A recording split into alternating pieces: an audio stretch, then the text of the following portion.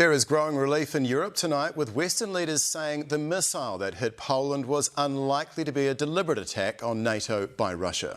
They've concluded instead it was probably a mishit by a Ukrainian air defence weapon.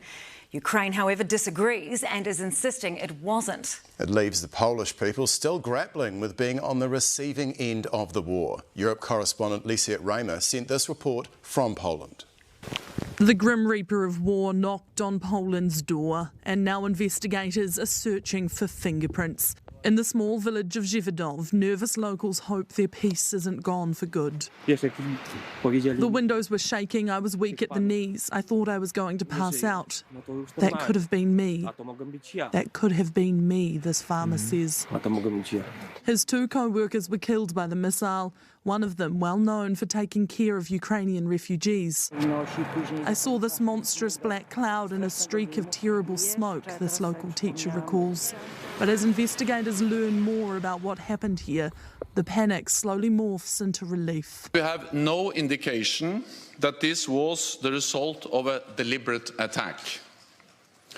And we have no indication that Russia is preparing offensive military actions against NATO. The evidence instead suggests it was a tragic accident caused by a Ukrainian air defence missile that went astray.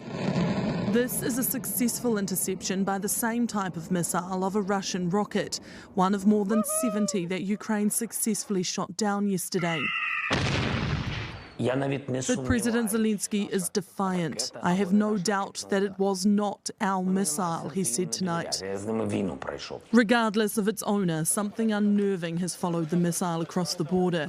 The Polish countryside was a hive of military activity today, and for a quiet, remote village, the overnight watch was just as unsettling. Unlike a missile strike site in Ukraine, this one here in Poland is being incredibly tightly controlled. It is completely cut off. Ukrainian authorities are among those trying to gain access to the site, but the United States and Poland, who are heading up the investigation, are yet to approve that request. President Putin was seen today but did not comment publicly. The Kremlin, however, offered a rare compliment to the United States, praising its professional reaction. But the people of the border are feeling isolated and vulnerable. Who wouldn't be afraid, this man asks. Everyone is afraid. No longer so close but so far from the reality of this war. OK, Lisette, so just how close did we get to a dramatic escalation in this conflict?